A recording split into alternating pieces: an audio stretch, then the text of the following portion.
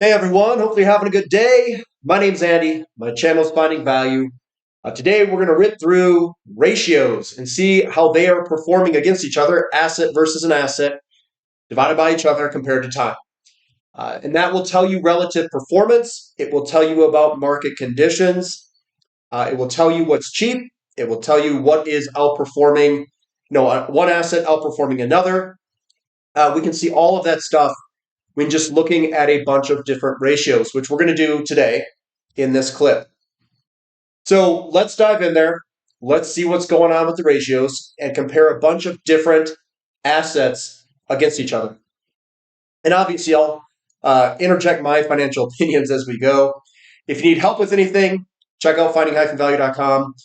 This is some of the things that I use to determine what sectors to dive further into and where the opportunities are in the market. Keep in mind, just because something is cheap doesn't mean it will go up immediately. It just means it's cheap. That's all it means. All right, so let's dive in here. Let's see what's cheap. So we've got the platinum to gold ratio. The platinum to gold ratio is continuing to head lower, down, down, down, down, down, down. And we are at a ratio of 0.4. It means that gold is over twice as expensive as platinum.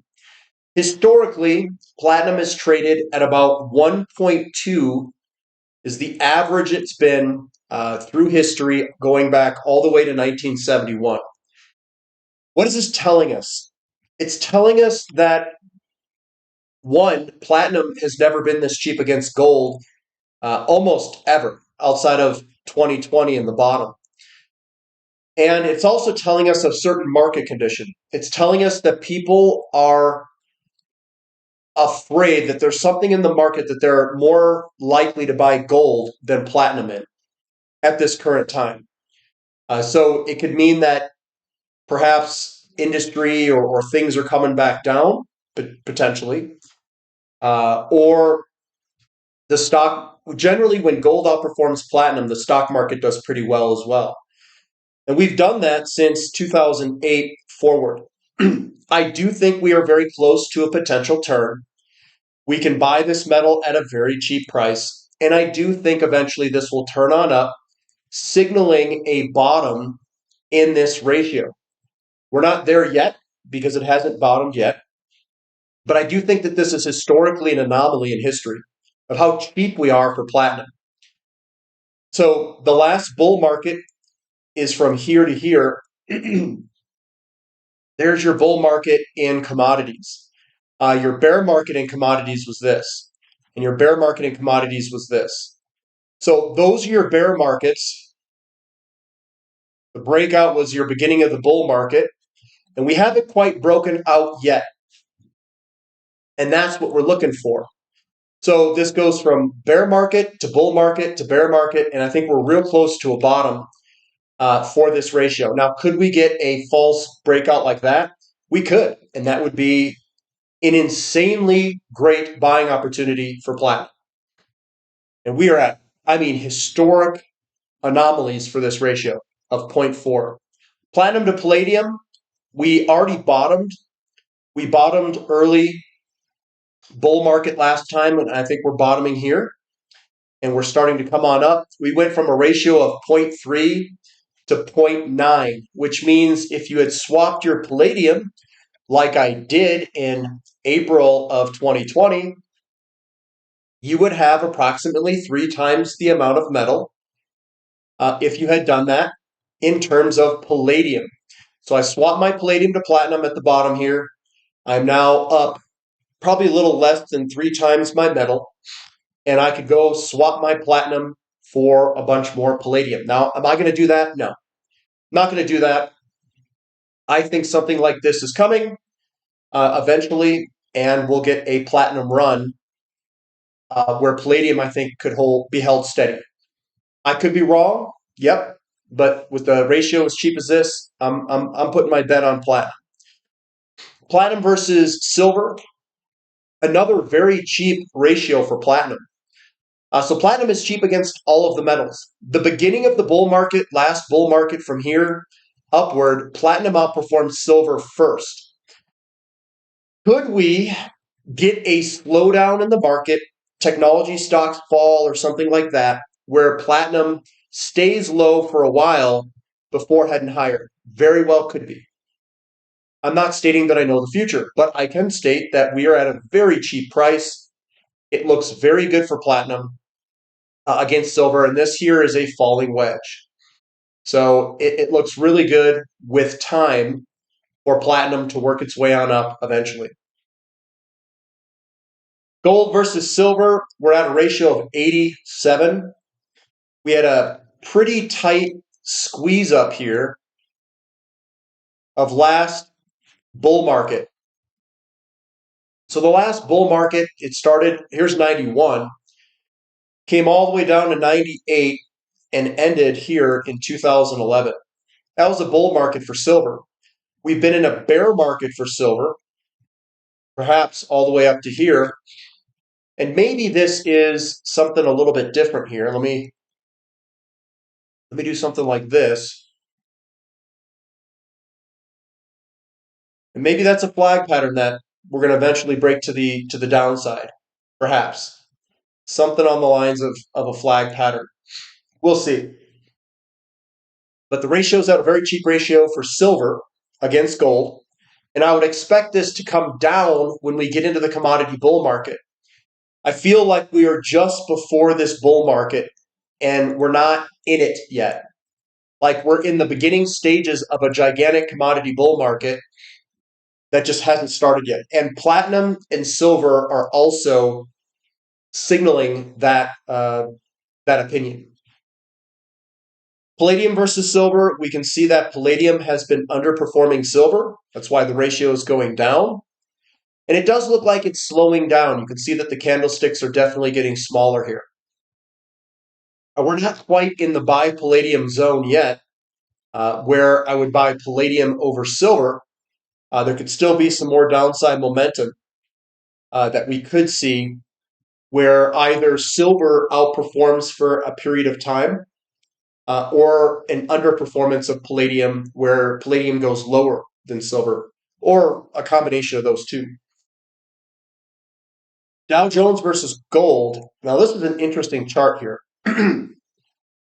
This is the Dow Jones versus gold, and you can see the similar pattern here as I've drawn here. The only difference is we entered this pattern downward, we entered this pattern upward. And that is a big different distinction. So is this going to break to the upside, or are we going to break lower where gold outperforms the Dow? Don't know, but this is what it looks like at the current time. And generally, you get a continuation. Lower is probably my guess. That would be my guess. But I could very well be wrong, and maybe something occurs where this breaks to the upside. Gold versus Dow Jones. So I swapped the two assets. To me, this looks like we're putting in a double bottom, where gold could outperform the Dow Jones. We're in this corner here, and we have not broken out of this yet. But I do think we will, in favor of gold.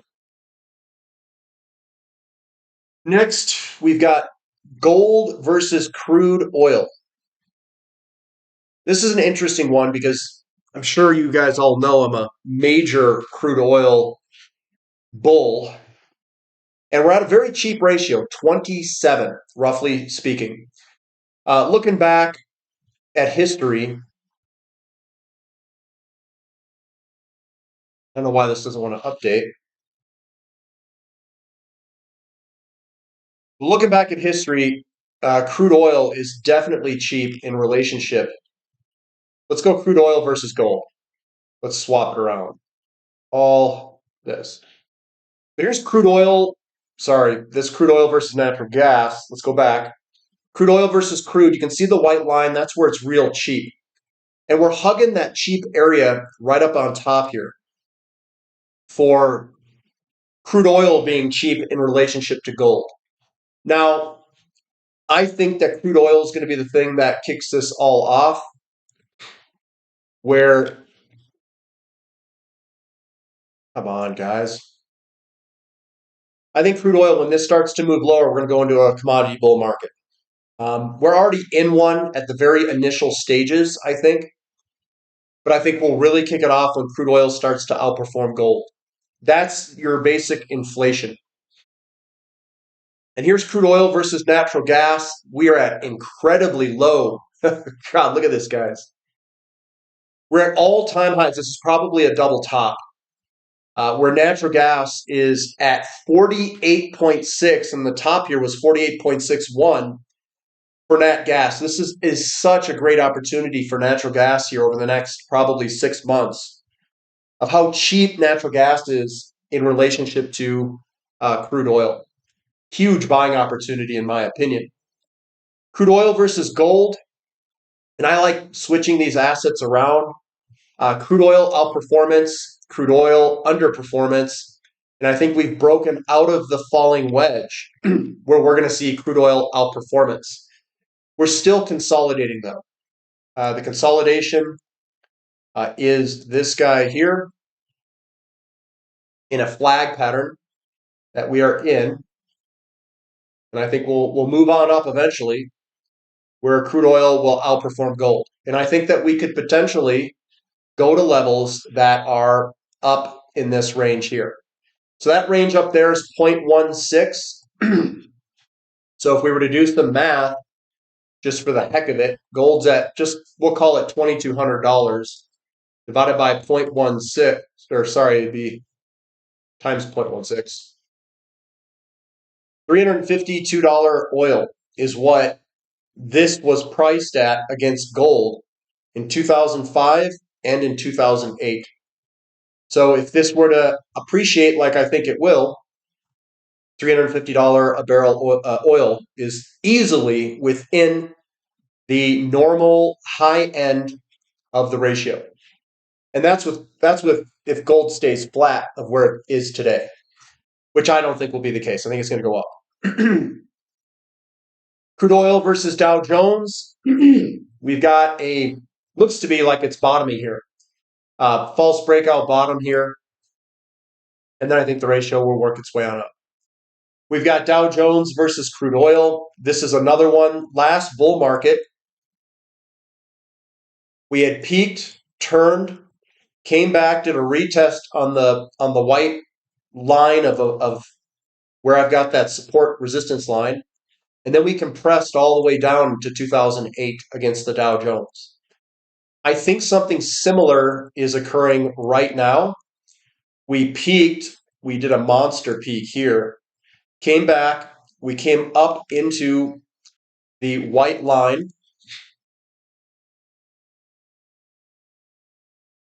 There we go. Jeez, I hate when that does that. And maybe we could compress here or go up and touch the white line one last time and compress lower, where crude oil starts to outperform the Dow Jones. Dow Jones versus natural gas. We can see that we've got a monster breakout because natural gas is so low and Dow Jones has done pretty well in this big expanding wedge. And I think whenever you go to extreme levels on this side, I think it's going to reverse and go to extreme levels on the opposite side, way down here, almost to zero. We'll go way down there eventually. But nat gas is real cheap to Dow Jones, and it looks like it could get cheaper in the short term. We've got TLT versus gold. Gold's been outperforming. You can see the outperformance there. I don't know why anybody'd look at TLT when you could buy gold. And that's it, reversed. Gold outperforming TLT. We've got copper versus gold ratio. It's been just moving sideways here recently, but it's been in a downward trend where gold has outperformed copper ever since the 1980s. Now here's uranium. I know you guys like a lot of uranium stuff. So the uranium ratio, it broke out of this big base. It's a big double bottom. We've broken out. We've had a pullback, but it still looks good to go higher. It's still at a reasonable ratio against silver, and this still could go higher. So I wouldn't be so quick to say that the bull run in uranium is done by any means. Uranium versus crude oil. You can see that we've broken out of this big downtrend line. We've done basically a return backtest move. Maybe that's as far as it goes, and we continue higher, potentially. That is a possibility. Another thing, though, is we are at an absolute cheap area for crude oil, though, against uranium. Uranium is not historically cheap here. It was cheap back here. We've got uranium versus copper. We've broken out of the basing pattern.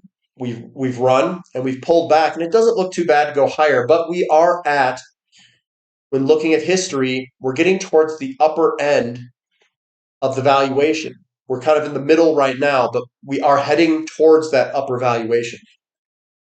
Uranium versus nat gas. Nat gas is just cheap. We broke out of this resistance line and just ripped. I mean, ripped against natural gas.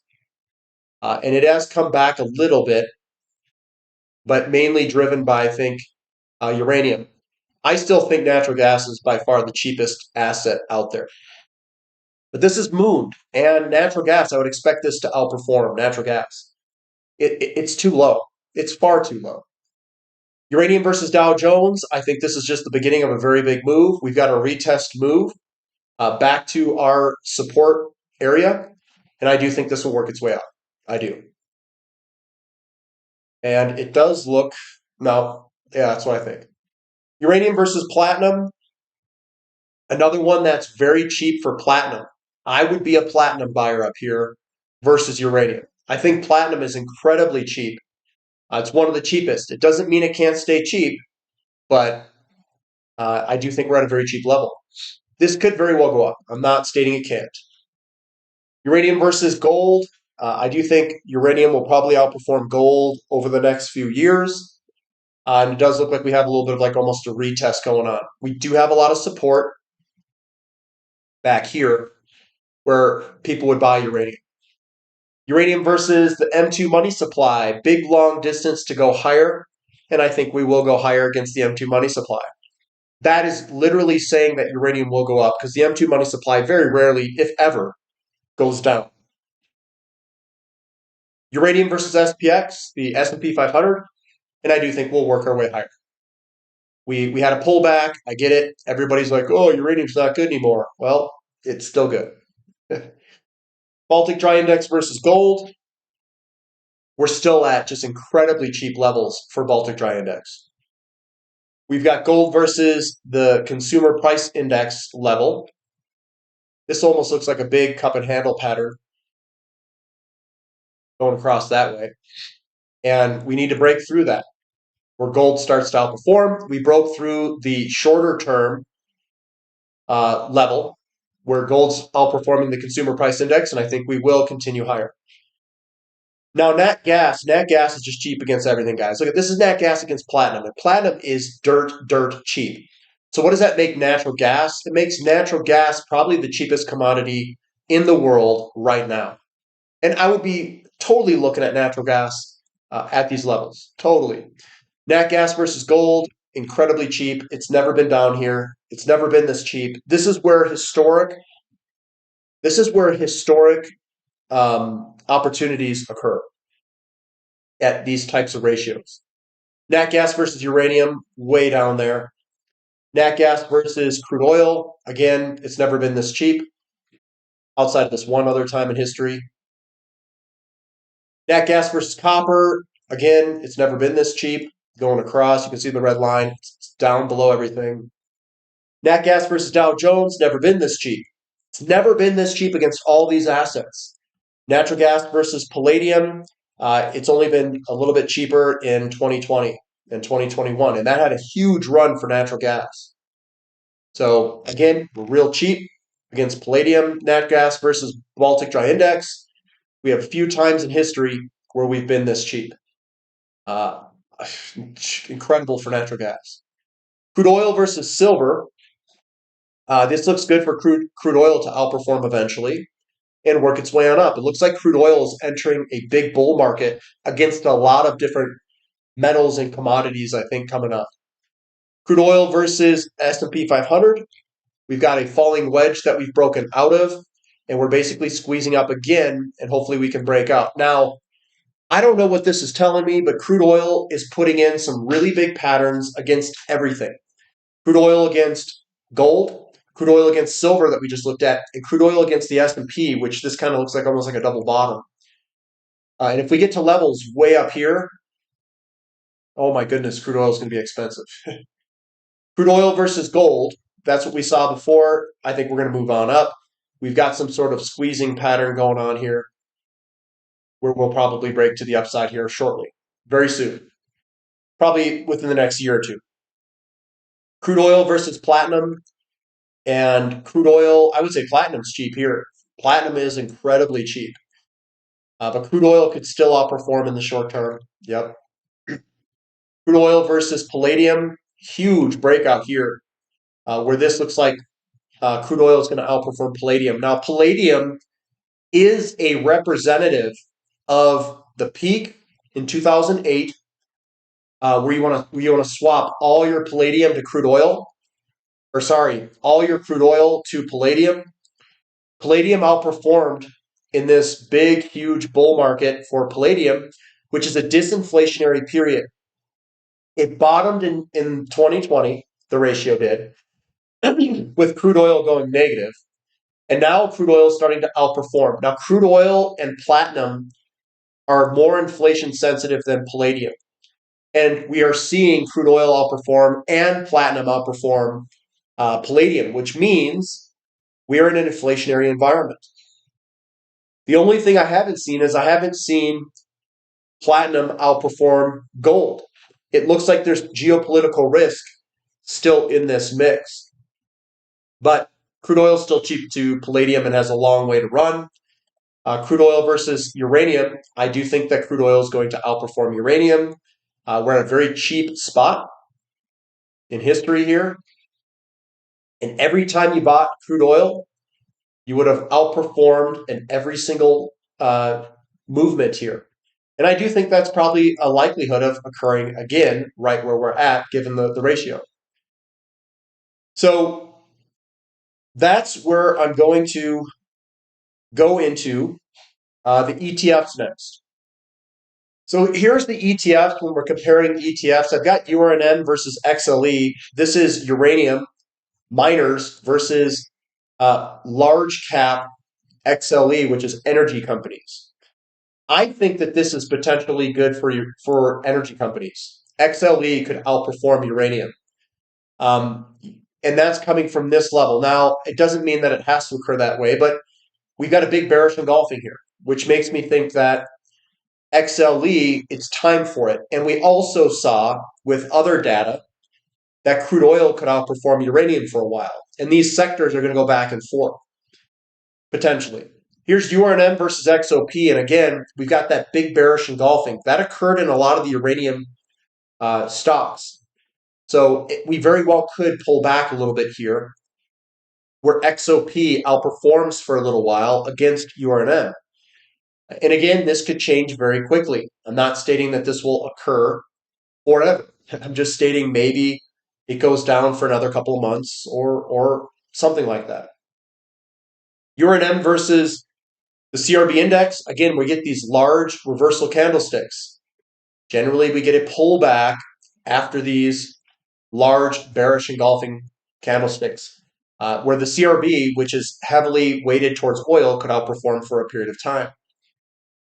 URNM versus OIH. We do have dark cloud cover here, and we are getting a pullback, but this is also from a pretty strong base moving on up. OIH looks really good. When you look at that chart, URNM looks a little bit on the weaker side, but again, this could change quickly.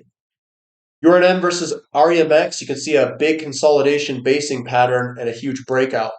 We do have, again, a bearish dark cloud cover candlestick here on the monthly where we could head a little bit lower in the short term.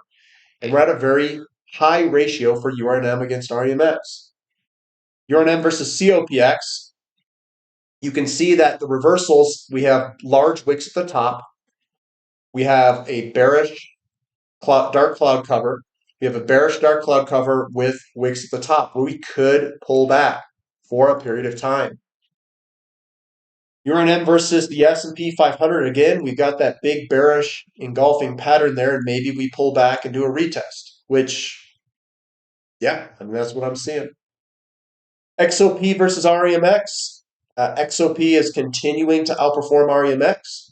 We are getting to elevated levels, though, where REMX might be a good potential purchase area at some point when this does reverse.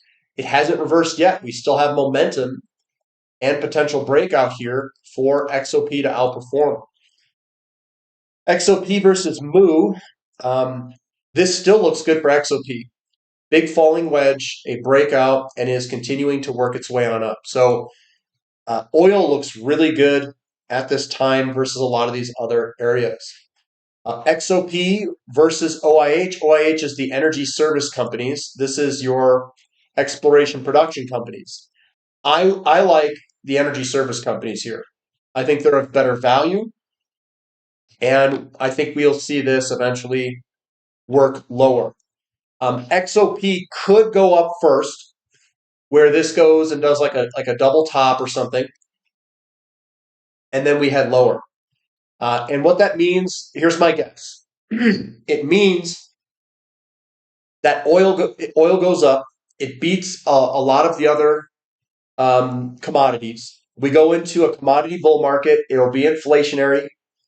The exploration production companies will first benefit from that increase of price. And then the energy service companies are going to get a bunch of money as that money flows through the production companies into the energy service companies. And then, since we're drilling lower tier wells, I think energy service is going to be one heck of an investment. XOP versus GDX. Now, this is an interesting one. Who is going to win here? This was a clear winner down here. That's where I purchased all of my oil and nat gas companies. It was a clear bottom for a lot of these companies. Got super excited, couldn't sleep at night, bought a whole bunch. And now I'm sitting on what I think are pretty solid gains. I think this is eventually. I think this is going to break to the upside. I think we're going to go back up to some level way up here and see a outperformance. And we're up at the upper trend line trying to break out right now, where XOP will outperform GDX. And that is my hope, because that's how I'm positioned. XOP versus crude oil still looks really good. We're still at a pretty low level. We are working our way up, and it looks like we're almost ready to break out of this consolidation zone whenever it does do that. XOP versus COPX. Another one where XOP's at an incredibly low level when I was purchasing in September, October of 2020.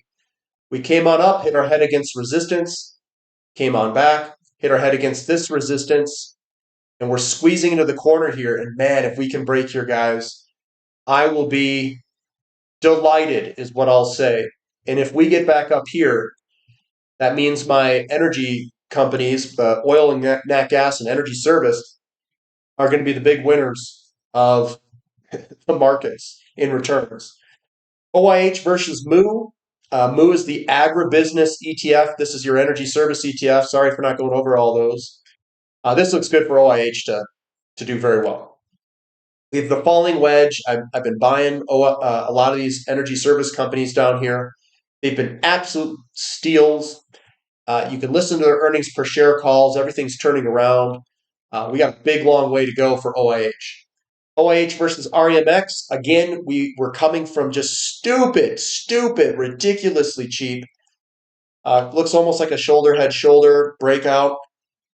And we're probably going to outperform OIH, energy service companies, outperform REMX. We have a long way to go. GDX versus gold. Incredibly cheap for GDX. Downside momentum, we're moving sideways on the ratio. It still looks good, where we could potentially head higher for gold. GDX versus REMX, definitely favoring GDX in the short term here. Looks good. GDX versus SILJ. SILJ, this looks good for SILJ to go eventually outperform GDX. GDX versus URNM, we are very cheap for GDX. It doesn't look like it's bottomed yet, and we'll have to wait and see because we don't see any reversal candlesticks here, and that's what I generally look for. It's getting a little bit on this right side, but it needs to close strong here on the monthlies. GDX versus XOP, this is an interesting setup. As you reverse it, could be a support level here, and we're trying to break down here to some level. And one could look at this as bullish for GDX, depending on how you look at this. We've got GDX versus COPX, super cheap for GDX down here. GDX is favorable in terms of a valuation standpoint. GDX versus OIH, when you flip it upside down like this, you could say that this is a breakout and a retest. So you can look at these forward and backwards. OIH looks good when you flip it. XOP looks good when you flip it. But then when you flip it for GDX, GDX looks good. So who's going to win? I don't know. This is going to be a tough one because this could go either direction. SILJ versus SLV. SILJ looks like it's ready to put in some work and move on up. We've got SILJ versus OIH. Could this be a retest where we go up with SILJ? It very well could be. Whenever you start to flip these things, you start seeing a different picture. Because when you go to OIH divided by SILJ, we can look at that one too.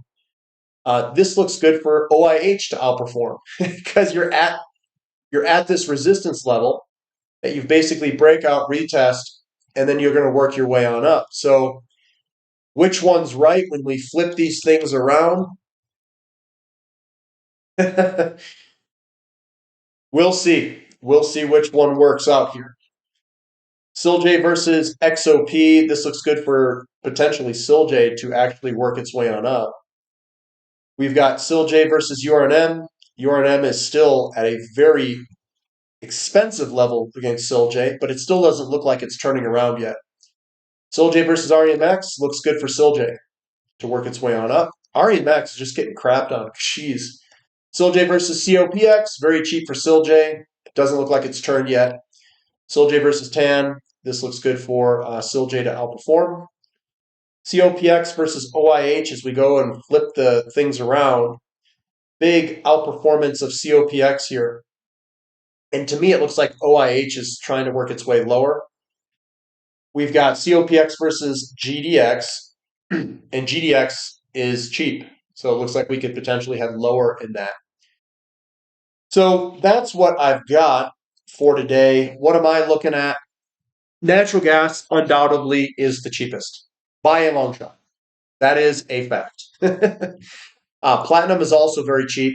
That's probably another one that I would be looking at. I think crude oil is cheap. Crude oil looks really good because you're breaking out of a lot of falling wedges to the upside. I also think that XOP and a lot of those look pretty good. And if we can get natural gas to get its butt moving to the upside, that's going to help XOP because there's a lot of natural gas companies in it. I also think that crude oil could outperform gold. It could outperform silver. It could outperform all those different assets because it's broken out of the falling wedges and they're sitting on top of things. If that occurs, I would expect XOP and OIH to outperform a lot of the other sectors. That's what I'm seeing when I go through this and I look at it. That doesn't mean that it's going to always outperform it at all instances. It may take time. And when I look at the companies in each of these sectors, guys, oil to me in energy service looks to be the best value. If you were to price it in price to earnings, price to cash flow, price to whatever the heck you want it to, they're doing share buybacks, they're doing dividends. They're just superior companies in the energy service and energy exploration production versus a lot of these other sectors at this time. And I think they are completely mispriced given where the prices are today. So if I were to sum this thing up and what I see in the markets, physical platinum would be a winner. I think natural gas is probably the cheapest commodity. It's tough to play. Now, some of the natural gas companies haven't fallen back as much as natural gas has. they've remained very resilient, and some of them have continued to go up. So the equity, natural gas equities aren't as cheap as they were in 2020. By a long shot, that's just the case. The cheapest equities in the markets are probably gold and silver. The equities. It seems like they just get absolutely no love by anyone. No one likes them. I think platinum group metal miners too. Anything in that precious metals group, they're super cheap. Super cheap. Probably the cheapest against their underlying commodity. Now, I know that we could also look at, and we can do this here real quick. Here's URA divided by uranium.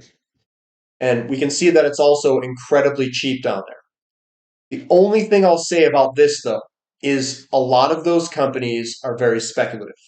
So it is cheap, yes. They have diluted shares to death, yes. And they're not big cash flow rich companies. So it's hard to value some of these companies because they're so speculative. And that also includes gold and silver. Now the energy companies, like oil and gas, they make these other sectors look like they're barely making anything. Like they are bringing in some serious cash, and they're distributing it back to shareholders. That is something I really like, and that's what I look for. So some of these other sectors, I don't think they're even in the same ballpark. It's like these guys are in Little League. They're trying to raise money by diluting their shareholders to death, versus other ones that are buying back hundreds of millions or billions of dollars of shares, which is reducing and shrinking the share count and giving you better free cash flow per share value. And that's what I look for as an investor. So if I were to sum this all up and what I see in the markets just by going through all this, energy service, energy superior sector in all aspects. And then the other ones that are more speculative, well, you're going to be waiting a long time. That's all I'm going to be saying for free cash flow to get to you. But you are playing money flows, and money flows could very well come in here and push this sector much higher than what it is today. All right, guys, that's what I've got for today. We'll catch you later. This is Finding Value.